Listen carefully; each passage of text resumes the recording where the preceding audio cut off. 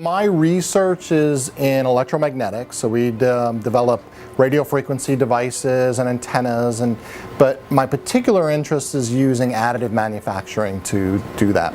So we develop new materials and new processes in order to 3D print things that you can't do any other way. So for example, we'll 3D print antennas that curve around complex geometries, or we'll 3D print lenses that will allow cell phones to point in any certain direction. And so we use 3D printing and electromagnetics together, which is kind of an odd combination. In that area of the makerspace, we're actually going to have a research facility for additive manufacturing.